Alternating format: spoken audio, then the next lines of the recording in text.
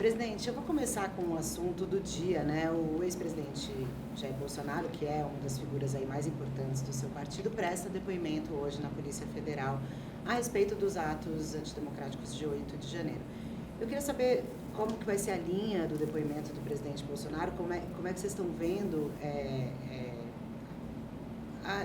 esse depoimento hoje, se ele está preparado para isso e se o senhor acha que há alguma responsabilização do presidente Bolsonaro nos atos? Nenhuma responsabilização. Gente ruim tem em todo lugar. Esse pessoal que fez essa agressão aos próprios federais, aos prédios, isso existe também. Gente ruim tem em todo lugar, nos Estados Unidos também. Vê o que fizeram no Capitólio, num país tão desenvolvido como os Estados Unidos, na saída do Trump, invadiram o Capitólio, quebraram os móveis, quer dizer, gente ruim tem em todo lugar. E acontece o seguinte, nós queremos que esse pessoal seja punido. Por isso que nós somos os autores, o André Fernandes, que é o autor da CPI, da CPMI, para apurar os atos do dia 8 de janeiro. Nós queremos que apure, porque o nosso pessoal que estava acampado, esse pessoal ficava lá pedindo para o povo não quebrar. Mas isso, eles não liberaram essas gravações. Muita gente nossa, e quem fez esses atos, isso é gente ruim que tem no PT, que tem no PL e que tem em todo lugar, até nos Estados Unidos. Mas uma das coisas que Pois não. Uma das coisas que o presidente Bolsonaro vai ter que explicar é um vídeo que ele postou no dia 10, 2 dias depois, ainda questionando o resultado das urnas, e depois ele acabou apagando esse vídeo. O senhor acha que aí, nesse momento, logo depois que a gente já tinha visto, né, a depredação dos prédios dos três poderes, essa postagem desse vídeo não foi um erro do ex-presidente? Pode, o Bolsonaro às vezes tem problema de comunicação. E quando você faz, o nosso pessoal, por exemplo, os nossos deputados, tinham deputados nossos incentivando o pessoal para ir para o movimento, mas não para quebrar nada. E quem tinha que dar segurança para o prédio era o governo. O PT já tinha assumido o governo. Então, quer dizer, essa responsabilidade o Bolsonaro nunca teve essa intenção. Nunca, nunca. Nenhum político brasileiro tem interesse em participar de um ato desse. E ninguém fica feliz com um ato desse. Nós repudiamos, queremos que os culpados sejam punidos. Agora, o nosso pessoal que estava nos acampamentos eram só famílias. Então, o Bolsonaro eu não tenho preocupação com o depoimento do Bolsonaro hoje. Não tenho preocupação porque o Bolsonaro nunca cometeu uma ilegalidade. O senhor acha que o Bolsonaro errou de não ter ido até o quartel, até o QG do Exército, pedir para as pessoas desmobilizarem naquela época do fim do ano? Eu cheguei a falar com o Bolsonaro estava muito abatido depois do segundo turno. E aí eu cheguei a falar para ele, falei, Bolsonaro tem que falar alguma coisa para esse povo que está na rua, porque tinha um movimento muito grande em alguns lugares, como Brasília, São Paulo, Rio e várias cidades. Então, eu achei que ele tinha que falar alguma coisa.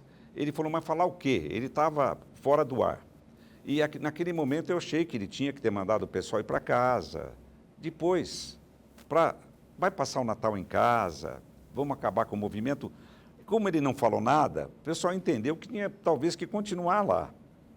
E isso foi uma falha na comunicação do Bolsonaro. Isso realmente foi. Porque esse pessoal estava lá, esse pessoal era do bem. Você via que tinha crianças lá, se ia no final de semana, o camarada levava a família para lá, porque a mulher já estava lá, porque o marido já estava lá. Então, quer dizer, era um negócio que tinha que ser muito bem cuidado pelo nosso pessoal. Nós tínhamos que ter dado uma melhor atenção para isso, mas foi uma falha na comunicação. Quando o senhor fala nosso pessoal, né, uma das coisas que também está no inquérito, nessas investigações, é sobre a questão do financiamento dos acampamentos e, eventualmente, algumas pessoas falam que no acampamento tinham famílias e tal, mas algumas pessoas, depois dos atos ali da depredação, né, do Praça dos Poderes, acabaram voltando para o acampamento. Então, assim, talvez tenha se misturado aí. Em relação ao financiamento, o PL, o partido do Bolsonaro, participou de alguma forma? Nunca, não, isso não, porque nós não podemos gastar nosso dinheiro para isso, apesar que nós temos recursos próprios, que são doações.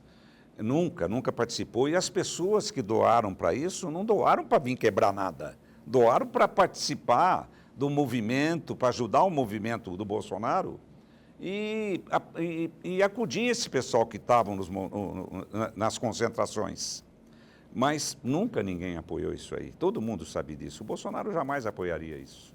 Deixa eu só complementar uma outra do depoimento. O presidente teve um treinamento, a gente está noticiando agora que ele pode ficar em silêncio em alguma parte. Há uma orientação dos advogados para que ele fique em alguma parte do depoimento de hoje em silêncio? Não tenho conhecimento disso. Ele estava no partido ontem, estava conversando com os advogados para se preparar para o depoimento, para dar uma atenção e para atender todas as perguntas que eles iam fazer, porque o Bolsonaro não tem nada para esconder. Agora, desculpa, já te faço. Só para complementar também essa, e aí o presidente tem aí, esse é um dos inquéritos que ele responde, né? E ele hoje acho que a figura mais importante da questão da oposição, né? Dá para dividir o tempo? Como é que vai ser esses processos podem atrapalhar a liderança do Bolsonaro na oposição? Não, o problema é o seguinte, porque você quando sai de um governo, como os outros presidentes também, porque o camarada entra com uma ação popular contra você, um cidadão, ele não paga nada. E essa ação fica aí rodando a vida toda. Ele tem uns 600 processos mais ou menos, mas é a média que o pessoal sai, um presidente sai. E aí nós temos dividido isso aí. Dividimos entre o João Henrique está cuidando da parte do bruto, que são multas por falta de máscara, essas coisas todas, falta de capacete, e está cuidando desses processos. O Marcelo Bessa, que é o nosso advogado, cuida da parte política, e o Tarcísio, que foi contratado para a eleição, ficou com a parte eleitoral. Então, ele cuida da parte eleitoral. Nós tivemos que dividir em 3 grupos, porque não é fácil. E você tem que atender a todos. Ele vai ser convocado outras vezes, isso é normal acontecer. Sobre o PL das fake news, ontem a Câmara aprovou um requerimento de urgência. O partido foi contra o PL. Por quê? Nós achamos um absurdo votar essa matéria, porque o Congresso foi renovado, a Câmara dos Deputados, 50% da Câmara dos Deputados, foi renovada agora. Os deputados assumiram o dia 1º de fevereiro, fazem um pouco mais de 2 meses, não deu tempo nem do pessoal se situar aqui dentro, vai votar uma matéria como essa, como eles não conhecem, que não conhecem direito. Nós somos totalmente contra, nós achamos que tem que discutir mais. Não somos contra algumas mudanças que tem lá, como, por exemplo, a imprensa ter que receber pelo serviço que o camarada faz uma produção, o camarada fica usando na internet. Eu acho justo, hein? A imprensa tem que receber a parte dela. Mas tem outras ações, isso foi muito mal conduzido. Nós apoiamos o Lira, gosto do Lira, mas ele fez muito mal de escolher esse relator. O relator Orlando Silva, que é do PCdoB, que não tenho nada contra o PCdoB, quero deixar claro isso aqui, porque adoro os deputados do PCdoB, quero dar uma notícia para vocês que é de primeira mão. Sabe como é que nós aprovamos a federação? Nós fizemos mal de aprovar a federação, porque nós temos que acabar com os pequenos partidos. Mas nós aprovamos a federação só para atender o PCdoB, que são 10 deputados, as deputadas são o máximo, e os deputados também, gente de bem, gente séria. Agora, o Orlando, que é relator, nem foi eleito deputado. Ele é suplente, ele assumiu porque um deputado federal do PT é ministro agora. Então, eu achava que isso tinha que ser mais discutido. Nós vamos votar contra, vai haver uma pressão muito grande quem votou a favor da urgência. Dá para identificar agora quem está a favor. Agora vai todo mundo em cima desse pessoal. Eles vão ter muita dificuldade para aprovar semana que vem, porque a diferença não foi tão grande. No nosso partido nós tivemos aí 6 votos, mais 14 que não compareceram, mas tivemos 70 votos a favor. Quer dizer, contra o projeto. Então, eu acho que essa semana que vem eles vão ter muita dificuldade para aprovar, porque agora a opinião pública vai poder identificar quem é a favor do projeto e quem é contra. O principal argumento contra o projeto, o senhor fala dessa questão do pouco tempo, né? Podemos discutir. O Orlando Silva falou que está conversando com os líderes, quer fazer reuniões até a semana que vem, está disposto a incluir alguns temas, alguns substitutivos nesse texto. O senhor acha que nem se ajustar esse texto, há chances do PL Não. votar? Nós vamos votar contra. E vamos pressionar esses deputados que votaram a favor da urgência a votar com a gente a semana que vem. Porque nós não queríamos o nosso líder não quis atrapalhar o Arthur, só pediu que a votação fosse nominal. Ele não queria atrapalhar o projeto do Arthur. Que o Arthur tem outros compromissos, apesar do Arthur não ser de esquerda, pode não ser o projeto da vida dele, não tenho certeza que não, ele tem compromisso com o governo, ele tem que dirigir a Câmara, ele tem que atender a todos os segmentos. Então, mas eles vão ter dificuldade a semana que vem, porque agora se identificou quem foi a favor. Você viu que o Partido Republicanos votou quase na sua totalidade a favor. O PT, o PP dividido, o PSD totalmente dividido, meio a meio. Agora o pessoal vai em cima em quem votou a favor, entendeu? E isso não podia ser votado dessa maneira, tinha que ser discutido longamente com todos os setores da sociedade. Aí o deputado traz o segmento para cá, traz a agricultura, traz a construção, traz todo mundo para cá para discutir. É um assunto muito sério. Isso mudou a vida do mundo, a internet. Então é um assunto que tem que ser discutido. É muito pouco tempo. Os deputados assumiram agora há 2 meses. E o PL tem uma quantidade muito grande, uma base muito grande no Congresso. Grande. O governo não tem. Como é que o senhor avalia esse início de governo Lula, essa relação do governo com o Congresso? O Lula está tendo dificuldade, porque eu quero dizer aqui o seguinte, o Bolsonaro entregou o país em excelentes condições. Vou provar para vocês como. Há 2 anos e meio, 2 anos atrás, todo mundo queria a alma do Paulo Guedes, queria o Paulo Guedes fora do governo. Quando chegou no final do governo Fernando Henrique, o Fernando Henrique, olha que eu estou misturando as bolas aqui. Quando chegou no final do governo do Bolsonaro, o Bolsonaro entregou o país em ordem. Ele estava 100% aprovado, Paulo Guedes, por toda a sociedade, por todos os empresários, todo mundo falando bem do Paulo Guedes foi bem. Então mudou a situação. Se ele foi bem, é porque o Bolsonaro entregou o país em boas condições. Acontece que no dia seguinte da eleição do Lula, pararam os investimentos. O camarada estava tocando as obras, tocando o país, tocando o seu segmento, mas parou com os novos investimentos. E isso gera uma redução de empregos, redução de arrecadação, e é essa dificuldade que eles estão enfrentando na economia para fazer isso girar. E nós, do PL, não queremos que ninguém vá mal, nós queremos que o país vá bem. Se tiver uma matéria amanhã que for de interesse público, então, estamos juntos. O arcabouço fiscal, o PL vai votar junto com o governo. Aumento de imposto não passa. Não vai passar. Aumento de imposto não vai passar. Tese, nós vamos votar contra. Prevê um reajuste ali, né? Um ajuste. Um ajuste. Vai ser muito, vamos ter que discutir. Isso vai ser muito. Quem está interessado nisso, o nosso pessoal do Senado está interessado nisso. Eu acho que isso vai ser uma discussão muito grande e eu não acho fácil aprovar. Desde que você não trate de aumento de impostos não passa no Congresso, na minha opinião.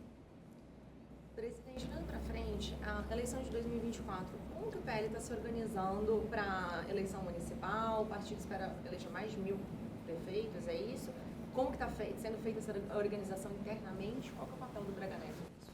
O Braga Neto tem ajudado demais, está visitando os estados, já foi em São Paulo, foi no Rio, agora ele vai em Minas.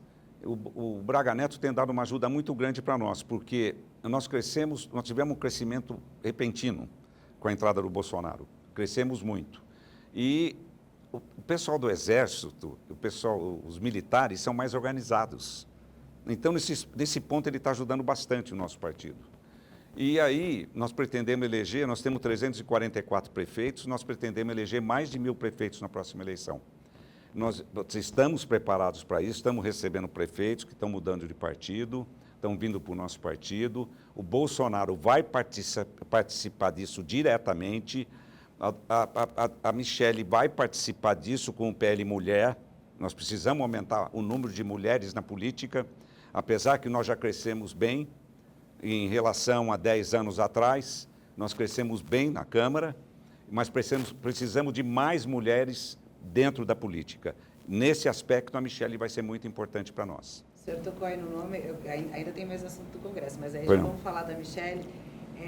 A Michelle Bolsonaro, o presidente falou recentemente, deu a entender que ela não concorreria a nenhum cargo. O senhor já colocou aí ela eventualmente até como uma candidata a presidente, caso a inelegibilidade do Bolsonaro se concretize. Ou, muito se fala também, de repente, de uma vaga para o Senado. Como é que o senhor vê o papel da Michelle? Ela vai ser candidata? O senhor acha que ela está começando a realmente gostar da política? Ela tem esse papel que o senhor falou? Ela é uma surpresa para nós, né? O carisma que ela tem é um negócio do outro mundo. É impressionante. Isso combinou com o Bolsonaro, não sei como é que... Mas essa o Bolsonaro acertou sem querer, porque isso não foi... Porque ele não sabia desse talento que ela tinha, desse carisma que ela tinha, só percebeu isso no dia da convenção, lá no Maracanã, quando nós lançamos a candidatura dele.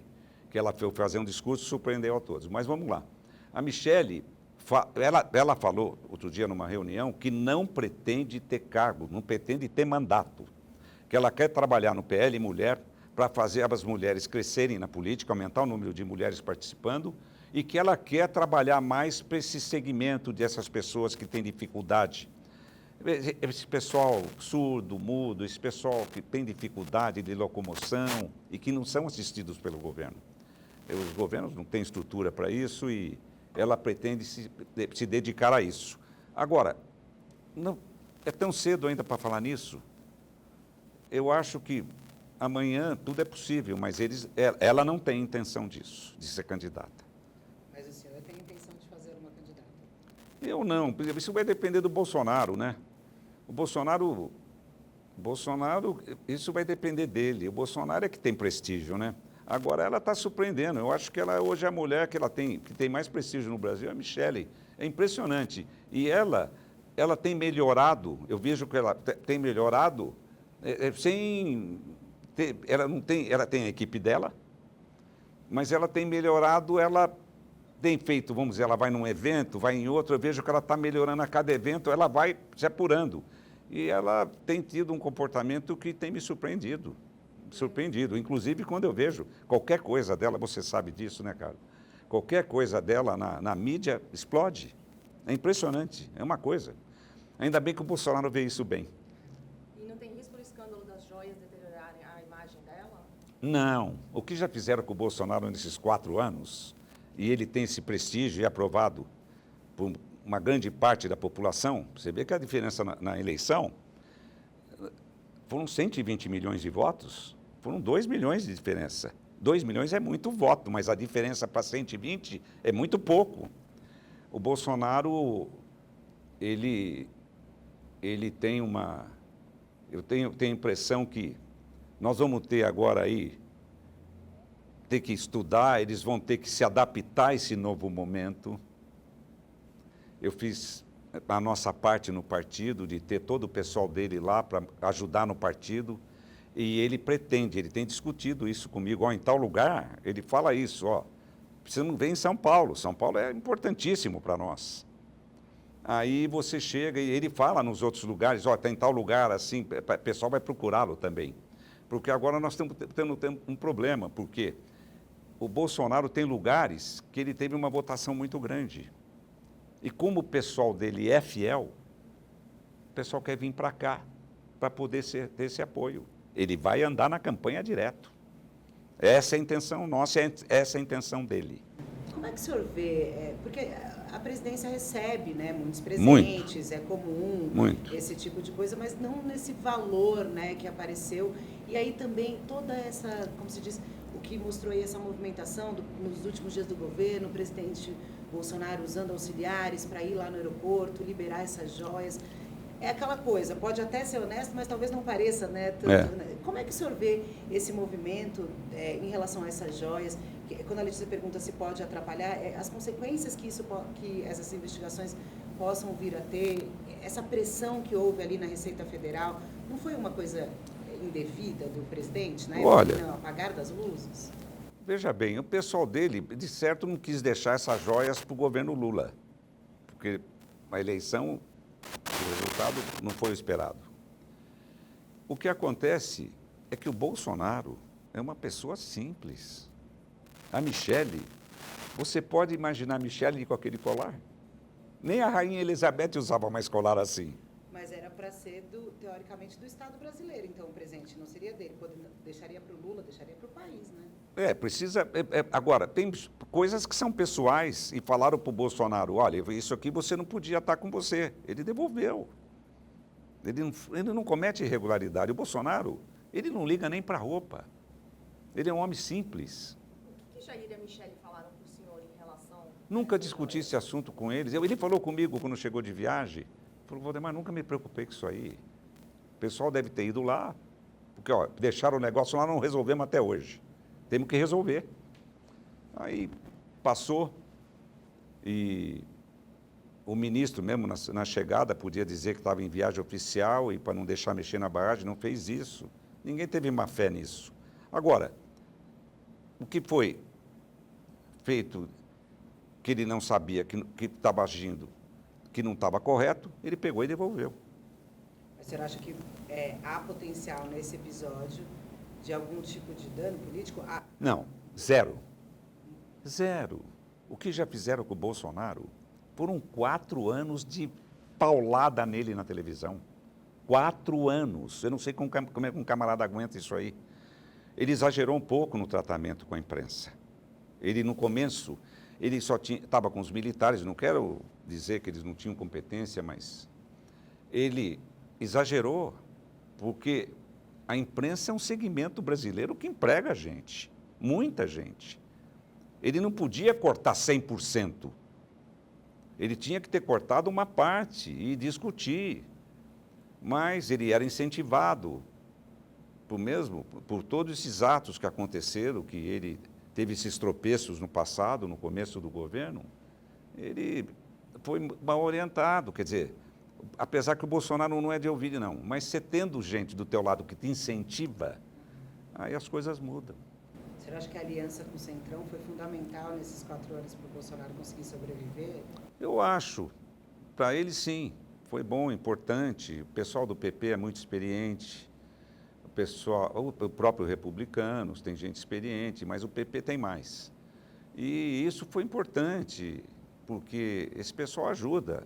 Apesar que o Bolsonaro não é um camarada da média, ele é totalmente fora da média. O camarada é um ser que parece de outro planeta, às vezes, porque ele não tem uma média de comportamento.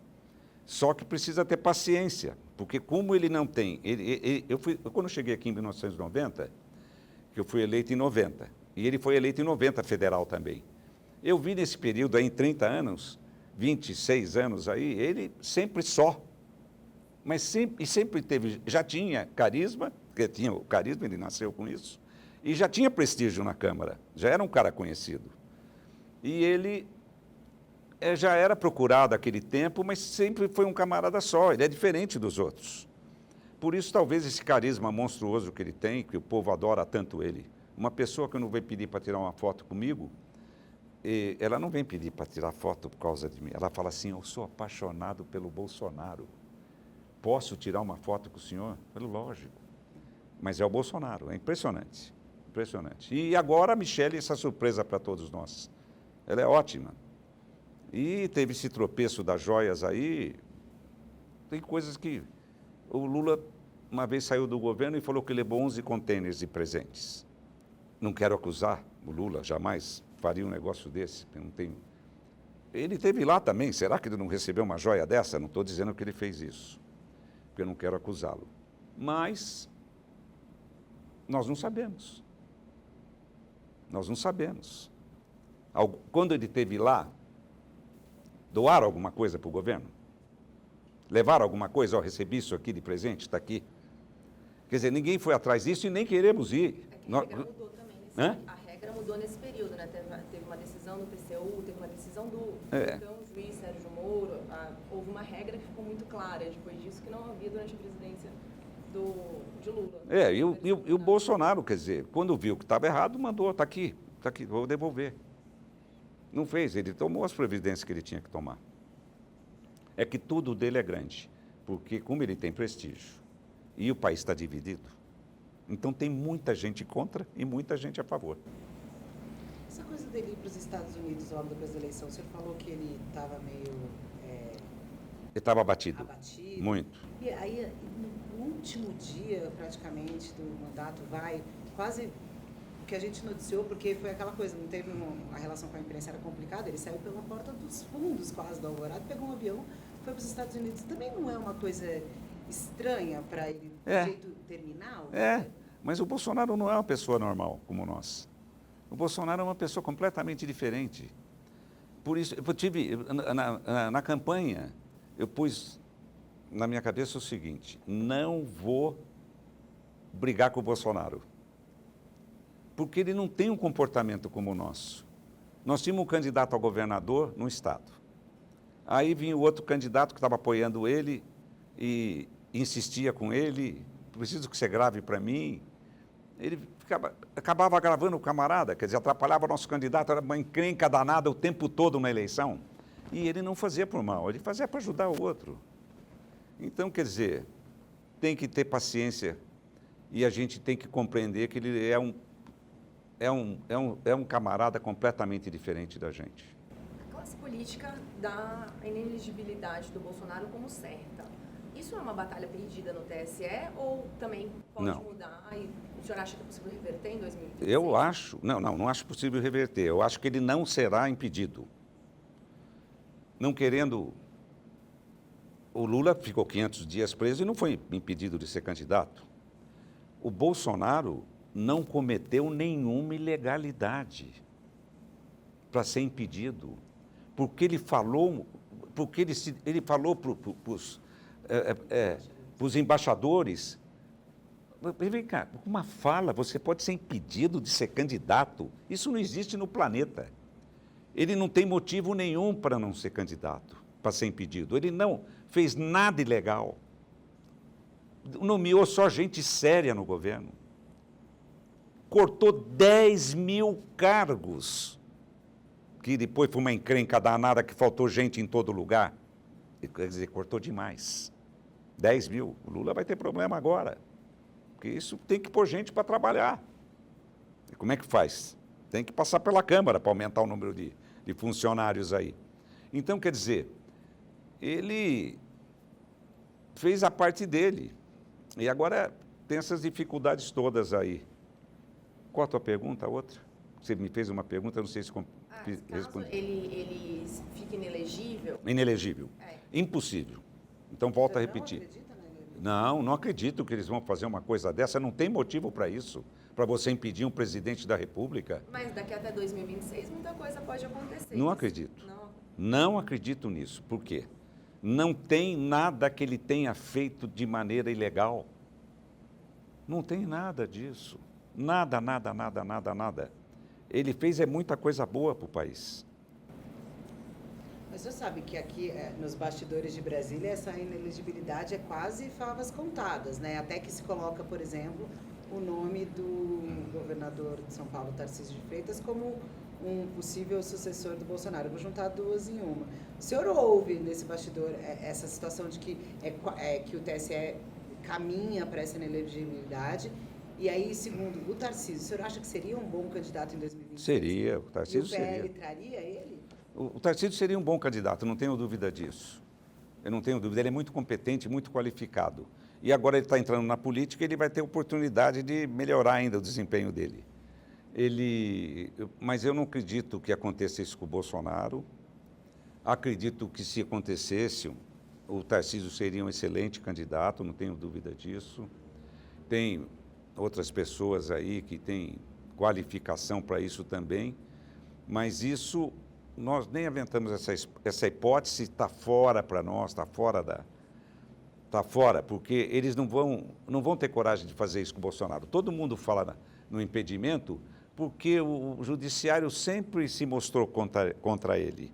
Já na eleição, nós tivemos problemas imensos com o TSE e sempre, tudo do Bolsonaro era proibido. Proibido ele mostrar até o evento de 7 de setembro, que foi o maior evento que eu vi em Brasília nesses 33 anos que eu estou aqui, de 7 de setembro, foi um negócio do outro mundo, e nada pago. Quem pagou o ônibus foi o pessoal que veio, que quis pagar, foi um negócio do outro mundo. Proibiram dele pôr aquilo na televisão, na propaganda política dele. Então, muita coisa, como isso foi feito com muita dureza em cima dele na campanha, com tudo que era para nós era com dificuldade, os rádios que nós tivemos dificuldade, que no Nordeste, o pessoal fica com o rádio ligado o dia inteiro. E quando nós vimos, as fitas não estavam indo para lá. E nós queríamos entregar o TSE, não, tem que entregar aqui, não pode entregar direto. E o PT estava entregando direto. E nós ficamos sem propaganda na rádio durante um bom tempo lá. Então, nós tivemos uma série de dificuldades. Por causa dessas dificuldades todas que nós enfrentamos, é que eles acham que o TSE pode impedi-lo. Não acredito que vão fazer isso. Eles têm que agir de acordo com a lei e vão agir. Essa é uma questão que vai acabar ficando, a gente vai ver o judiciário discutindo nos próximos anos, não adianta a gente elucubrar muito agora. Mas, só voltando aqui um pouquinho no que a Carla falou, em caso de um eventual impedimento do Jair, qual que seria a alternativa mais viável hoje em dia que o senhor vê? Seria o Tarcísio? A gente viu o Ciro Nogueira falando esses dias que a Michelle seria uma boa vice. Como que é a conversa em relação a isso? Não acredito na Michelle como um cargo de vice, não me passa isso pela cabeça. Acho que nem dela e nem do Bolsonaro. Mas não há hipótese de acontecer isso aí. Mas se acontecesse, tudo pode acontecer na vida, eu acho que o Tarcísio seria um excelente candidato. O senhor teve uma relação um pouco conturbada com ele no passado? No passado, porque nós tínhamos o Ministério do Transporte e ele não era político. Mas ele chegou no final, ele falou que foi me visitar, junto com um deputado do PL, e pediu desculpas para mim, porque ele não me conhecia. Eu tinha uma imagem péssima do que me aconteceu no passado. E aí ele viu que nós tínhamos tido um comportamento bom lá, e acabou. Tivemos, bem antes da eleição, já não tínhamos mais problema. Essa conversa entre os senhores foi quando, desculpa? Foi 8 meses antes da eleição. Ele foi lá na minha sala, junto com o deputado José Vitor, de Minas Gerais, para me fazer uma visita lá no partido. E eu recebi ele muito bem, porque eu sabia que o Tarcísio era muito preparado. O Tarcísio é funcionário da Câmara. Passou em primeiro lugar no concurso. E lá, passar nesse concurso, não é fácil. Presidente, voltando a essa questão do TSE, o senhor falou que o Bolsonaro não cometeu crime, né? Nessa apresentação aos embaixadores, ele fez ali algumas apresentações sem provas em relação às urnas eletrônicas, e o senhor, depois da eleição, também assinou uma ação questionando as urnas eletrônicas, questionando uma parte delas, né, só é verdade. Pedaço. E depois, por conta dessa ação, o partido acabou sendo multado de forma milionária pelo ministro Alexandre de Moraes. Eu queria saber, e assim, a gente teve aí toda a vistoria das urnas por parte do Exército, de outros técnicos, e por mais que se quisesse, há 26 anos é um sistema confiável, o senhor já foi eleito por ela, o próprio Bolsonaro já foi eleito por esse sistema muitas vezes. O senhor se arrepende dessa ação? Porque talvez dessa ação também, desse comportamento de não aceitar o resultado, tenha estimulado essas pessoas a agirem como agiram no dia 8 de janeiro, enfim. Como é que o senhor vê hoje, passado algum tempo, todos esses questionamentos que o presidente Bolsonaro, o ex-presidente Bolsonaro e o senhor fizeram em relação às urnas eletrônicas? Eu contratei, Bolsonaro tinha falado comigo que queria fiscalizar as urnas. Eu procurei o melhor pessoal que tinha no Brasil, só achamos uma empresa sem fins lucrativos, que era só composto por engenheiros do ITA. Aí nós contratamos esse pessoal. Eu nunca fui ligado nisso. Por quê? Porque eu nunca tive dúvida com as urnas. Nunca tive. Eu fui candidato desde 90, as urnas foram implantadas em 94, eu nunca vi irregularidade. E o TSE sempre foi dirigido por gente séria. Como é que um ministro Gilmar Mendes, um Lewandowski, ia fazer alguma irregularidade? Não faz. Porque se você fizer, tem que envolver meio mundo, você vai saber, jamais fariam isso. Isso eu sabia. Mas eu fui insistentemente, essa firma queria manter contato comigo, Eu não tinha muita paciência com isso. Pedia para o nosso presidente lá em São Paulo, para o Tadeu Candelari, atender o pessoal que eu não tinha paciência. Ele atendia, aí de repente eles chegam para mim, ó, tem uma irregularidade aqui. Aí eu tive que atender. Eu falei, o que é? Tem essas urnas aqui, nós temos que fazer um questionamento para o TSE. Contratei eles, gastei uma nota não pública, recursos próprios de doação. E aí, gastei uma fortuna e não vou tomar providência? Eles estão me trazendo, eu contratei eles para quê? Eu falei, mas isso aqui... Não, nós temos que questionar o TSE para isso aqui, isso aqui. Bom, tá bom, então vocês vão no advogado e me trazem o documento que nós temos que fazer. E fizemos o documento e eu tive que falar, porque isso vazou. Aí eu tive que falar com a imprensa. E entramos com esse documento. O TSE, de imediato, sem analisar nada, multou a gente, não respondeu nada. E nós também, eu falei, mas vocês não estão conseguindo provar isso aqui. Vocês estão me apontando, eu estou vendo que pode ter problema aqui? Pode, mas me prova que tem. Não, nós temos que pedir para os técnicos do TSE, junto com a gente, para a gente chegar num denominador comum. Então, o que eu fiz? Entrei com o documento e o Alexandre de Moraes tomou essa providência dura e não deu resposta. E tocou para frente. E me deu uma multa monstruosa para o partido. Esse pessoal não pode ser mão pesada. Eles têm que agir de acordo com a lei. Porque, veja bem, olha o exemplo do Moro. Veja o que ele está passando. É difícil para ele. Eu não desejo mal de ninguém. Mas vamos lá. Você me pergunta se eu tenho dúvida. Não, nunca tive. O senhor confia Se eu no confio, resultado das urnas, confio, sabe que o presidente confio, Lula foi eleito. confio. Mas se o Congresso amanhã decidir pôr uma prova na hora da votação, acho justo, até para o camarada ter para ele. Ter para ele, ou ter ali, ou aparecer impresso. Acho justo também, mas eu nunca tive dúvida. Mas se arrepende de ter feito tudo Não, isso por conta da multa? não me arrependo, porque eu contratei eles por uma fortuna para fazer, para fiscalizar. Eles chegam para mim, olha, temos que questionar o TSE. Eu não sei se eles não tiveram uma fé nenhuma, porque era gente competente, gente qualificada, mas eles tinham que ter uma coisa mais segura na mão, porque nós não tínhamos prova. Nós tínhamos elementos que você olhava, pô, mas isso aqui não pode, isso aqui não está certo. Mas tem prova, vocês conseguiram fazer as contas e tal? A gente não achava, eles não conseguiram. Então, eles falaram, não, nós temos que questionar o TSE. Pô, falei, constatei esses caras por uma fortuna. Eles chegam e me questionam aqui, eu vou pôr no arquivo? O que vão falar de mim? Você contratou a firma para quê? Aí eu tive que fazer isso. Olha, quero te dizer uma coisa, eu tinha conversado com o ministro Alexandre umas 10 dias antes, eu tinha estado lá com ele. Ele falou, tem uns questionamentos que estão fazendo aí, aquela empresa que você fez. Eu falei, não, esquece isso. Falei para ele. Não estou preocupado com isso, porque eu já sabia o que era, que não era nada, era tudo questão de funcionário, essas coisas e tal. Eu falei, não tem problema nenhum, isso aqui está tudo, não vejo problema nenhum. E daí, depois de 10 dias, eu entro com aquele questionamento que me apareceu naquele período. Ele falou, poxa, o Waldemar não podia ter feito isso. Eu até dou um pouco de razão para ele, porque é difícil isso. Ele falou para um amigo meu outro dia, pô, o Waldemar combinou, falou para mim que estava tudo em ordem, e depois entra com isso aí. Então, quer dizer, você me pergunta, você se arrepende? Não, eu tinha que ter feito isso, porque não tinha justificativa para gastar aquele dinheiro e não tomar providência. Difícil de te responder isso aí.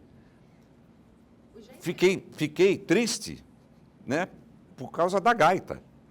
Por causa do dinheiro que nós perdemos, porque nós fazemos de tudo para economizar dinheiro, para sobrar para a eleição. Que o dinheiro para a eleição, mesmo do fundo, não é suficiente. E a gente guarda o dinheiro que a gente pode economizar. Então, ele deu uma multa para nós monstruosa. Paciência. O Bolsonaro fez muito, tem uma relação relação de anos com o ministro Alexandre de Sim, Moraes, ele foi sabe? secretário em São Paulo, foi excelente secretário de Estado e da Prefeitura de São Paulo.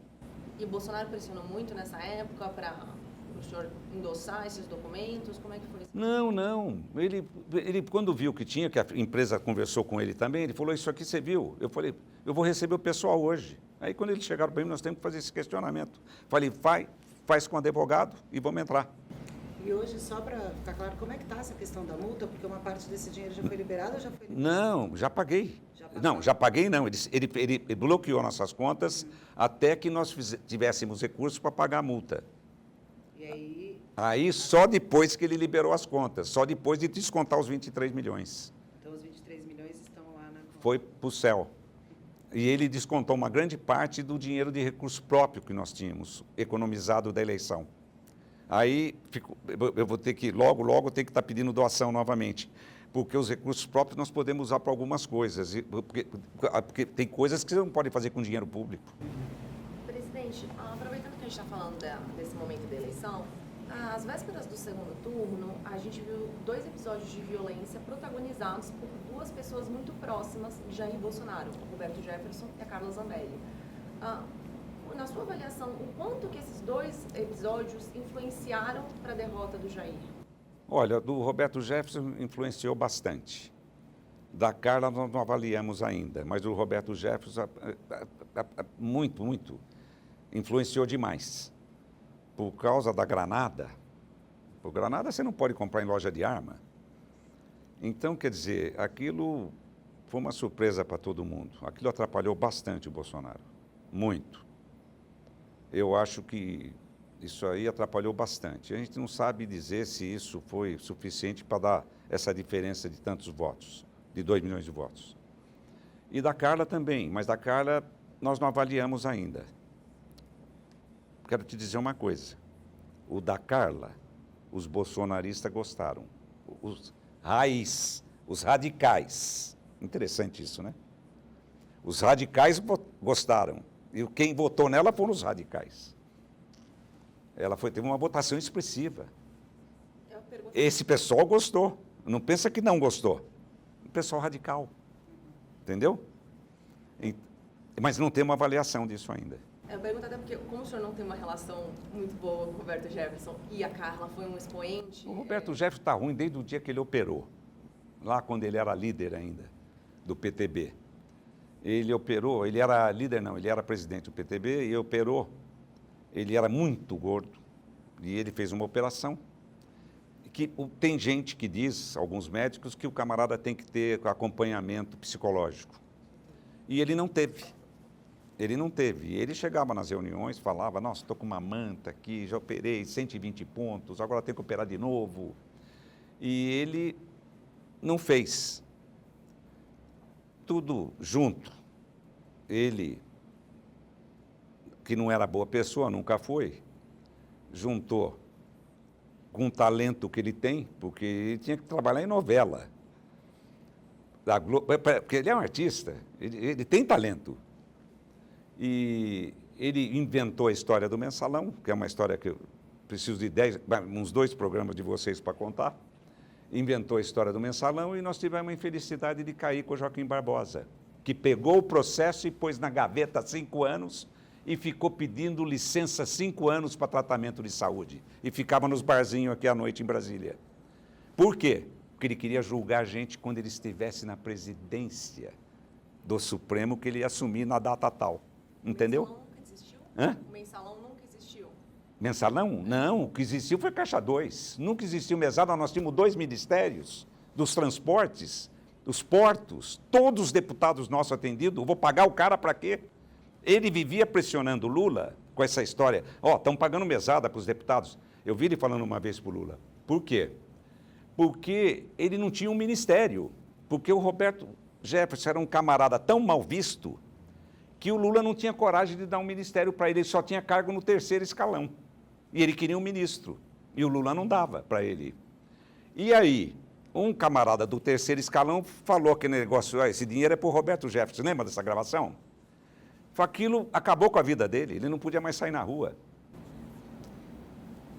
Então, Exato, mas quando a gente olha a história recente do país, o mensalão é um momento muito simbólico, muito importante. Muito. E que afetou a sua vida, Muito. a do José Dirceu, a do Muito. Lula, a de todo mundo. Essa história, então, foi armada por Roberto Jefferson e Total. os senhores pagaram Total. isso? O que nós tínhamos era caixa 2, porque não tínhamos verba do governo. E tinha muita gente que queria doar dinheiro para a gente, mas não queria doar dinheiro para todos os partidos. Então, eu te dou, mas eu não vou te dar oficial. Porque se eu der para você oficial, eu tenho que dar para todo mundo. Então, nós não deixávamos de pegar o dinheiro. Nós erramos. Tinha caixa 2. Mas de pagar mesada para deputado, todos os deputados atendidos. Só mais 2 pontos em relação a isso. Primeiro, o senhor mantém contato com o Zé Dirceu? Sempre me dei bem com ele. Até hoje, ele continua com Não, não tenho conversado com o Zé ultimamente. Conversei por telefone com ele outro dia, que ele fez uma operação. E daí eu liguei para ele para saber se ele estava bem. E eu tive um probleminha outro dia, ele me ligou para saber se eu estava bem. E uma última coisa em relação... É meu amigo, sempre foi. Todo esse pessoal, sempre me dei com eles. Uma última coisa em relação a isso, no evento de filiação do Flávio e do Jair ao PL, em novembro de 2021, o Flávio se referiu a Lula como o ex-presidiário. O senhor já foi condenado e preso. Isso provocou algum tipo de constrangimento ao senhor? E o senhor chegou a falar com o Flávio sobre isso? Não, nunca toquei nesse assunto. Eles enxergam o PT de maneira diferente. Nós somos de direita, mas eu tive uma convivência com eles. O vice-presidente do Lula era do nosso partido, que era de direita, que era o Zé Alencar. E aí, nós tivemos convivência com eles. O pessoal do Bolsonaro não pode nem ver esse pessoal do PT, eles não podem nem ouvir falar no número 13. Eu convivi com eles, tem gente boa no PT, só que a gente não caminha com eles, nós somos de direita. Mas tem gente muito boa no PT, muito boa. Tem gente boa no PCdoB, gente boa, as deputadas. Tem gente muito boa, Renato Rabelo, que era presidente do PCdoB. Agora, nunca caminhei com eles. Eles são de esquerda, nós somos de direita. Agora, nós sempre tivemos respeito, porque tinham bons deputados, gente dedicada na casa. Eu sempre tive bom relacionamento com eles e quero continuar tendo. Quero continuar tendo. Agora você coloca aí o PL, né, como de direita, mas há uma heterogeneidade. Assim, sim. Há vários perfis dentro desse PL, né? Dá para a gente pensar num movimento de ultradireita, né, de direita. O senhor acha que o PL, esse bolsonarista raiz, tende a ocupar totalmente o partido ou não? O senhor acha? Eu acho que não.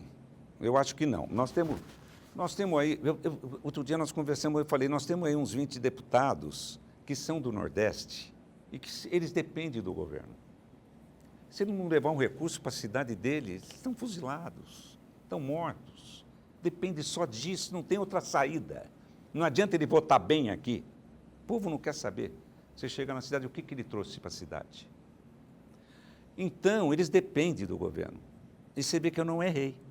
Eu falei para você que nós tínhamos uns 20 deputados aí nesse número. Você vê que o número que nós tivemos de votos não comparecimentos e votos contra, a favor da urgência, foram 20. Então, agora nós temos uma grande maioria que é de direita. Isso e firme com isso. Agora, esses 20 vão votar com a gente quando for matéria que determine esses assuntos de direita e de esquerda, que contenham esses assuntos. Agora, quando for matéria do governo, que há interesse deles no Nordeste, eles vão votar com o governo. O senhor, pessoalmente, quando o senhor falou das armas do episódio da Carla Zambelli, o senhor, pessoalmente, qual que é a sua opinião em relação às armas? Que o governo Lula está tentando reverter algumas ações cometidas por Fizeram mal. O governo Lula, o senhor diz? Muito mal. Desempregou meio mundo. Todos os locais de tiro, contadores, todo mundo que vivia foi em função disso, foi todo mundo para a rua. Mas o senhor, pessoalmente, é a favor dessa pauta? Diminuiu o número de mortes no Brasil. Diminuiu o número. Por exemplo, essa coisa que a gente tem visto nas escolas, por exemplo, esse aumento de violência. Tem nos Estados Unidos, tem em todo lugar. Doido tem em todo lugar. Esse é que é o problema, nós temos que conter, nós não temos gente. Até eu levei uma ideia para o Tarcísio a semana passada, dele pegar nas grandes cidades de São Paulo, usar as guardas municipais, porque não tem guarda da força da Polícia Militar suficiente para dar guarda nas escolas. E nós temos que conter essa gente, porque gente ruim tem em todo lugar. Gente que não tem, camarada que faz isso não pode ser bem da cabeça. E que vai fazer? Você vê as coisas que acontecem nos Estados Unidos, mas acontecem em outros lugares também. E isso aí é difícil, porque nós temos que conter. Nós tivemos um problema lá, outros problemas piores nós tivemos já, né, em escola. É uma tristeza ver isso, né? Mas não é porque tem arma, não é por causa disso, não é porque incentiva. Eu acho justo a pessoa ter arma. Você vê, nas fazendas diminuiu muito as invasões, muitos roubos de gado, porque o camarada sabe que agora ele tem uma arma lá. Eu acho justo, estande de tiro, proibir, isso é um crime, desempregou meio mundo, uma judiação. Mas eles estão tentando fazer um acordo, nós temos o presidente do ProArmas, que é o deputado Marcos Polon, ele está tentando, junto ao governo, de fazer um entendimento para ver se a gente consegue funcionar de uma parte para não prejudicar todo esse segmento que emprega muita gente. A gente está caminhando para o final, uma da Letícia ou uma minha aqui para a gente iniciar. Não, quantas minutas golpistas o senhor recebeu ao longo do ano, que o senhor falou que recebeu algumas? Sei lá, por correio, tudo. Fora os palpites que pessoalmente, que vinham falar comigo, cada um. Acho que recebi uma meia dúzia. É incrível isso aí. É incrível, porque tinha gente que tinha isso na cabeça. Nosso pessoal não tinha. Bolsonaro tinha? Nunca. Nossos generais não tinham. Nossos generais não tinham isso na cabeça. Agora, o camarada que era fanático pelo Bolsonaro que falava nisso, vai deixar o pessoal assumir? Mas como não deixar? Só se fizer alguma coisa ilegal. O Bolsonaro nunca fez nada ilegal. E o Anderson Torres? Porque daí é essa minuta que a Letícia se refere. Uma judiação. Ele está preso ainda até agora. O Anderson Torres preso, o general do Lula, no dia do evento, protegendo lá o gabinete do Lula, para não invadir a sala do Lula, está na cara. Quem conhece a presidência sabe que ele estava fazendo isso lá. Ok, vocês não entram, tá? Vai para lá. Mas o senhor, então, está na teoria que isso teria sido, de alguma forma, positivo para o governo Lula? E aí a gente volta, então, a última pergunta para quase o começo, sobre a CPMI. Essa teoria de que o governo Lula ajudou, de alguma forma... Não tenho dúvida. O senhor acredita nisso? Ué, a portaria do ministro Flávio Dino, na sexta-feira, sábado ia ser o evento, sábado e domingo. Domingo foi o evento dia 8.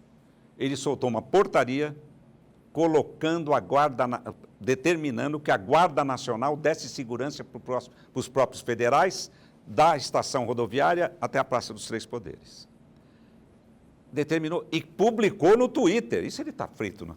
Quando está lá a CPI, ele não tem saída para isso. Chegou lá no dia seguinte e não tinha Guarda Nacional. Na minha opinião, o governador daqui, quando viu essa portaria, falou, estou de férias. Não vou ter preocupação no sábado e no domingo, porque a Guarda Nacional vem para cá. Quem que tinha que pôr policiamento lá? Quem que tirou todas as proteções, todos próprios, Senado, Câmara, Presidência e o Supremo, estavam todos fechados durante 2 semanas, você não podia passar por lá. Sexta-feira tiraram tudo. Mas aí, presidente, me ajuda a entender a lógica. Com qual lógica se faria incentivaria algo desse tipo do que aconteceu no dia 8? Porque todo mundo achou que foi o Bolsonaro que fez aquilo, que foi o povo do Bolsonaro, não foi. O povo do Bolsonaro não faz aquilo. O eleitor do Bolsonaro de verdade é só gente do bem, é só família, é gente séria. Mas das 1.200 pessoas presas... Um exagero? Foram no acampamento prender gente que nem tinha vindo para cá, que nem tinha vindo no evento. Puseram nos ônibus e levaram preso. Um exagero. Exageraram. Mas A gente tem imagens, por exemplo, o homem do relógio com a camisa do presidente Bolsonaro. Tem coisas que ligam realmente ao governo do presidente Bolsonaro. Carla, fanático tem em todo lugar.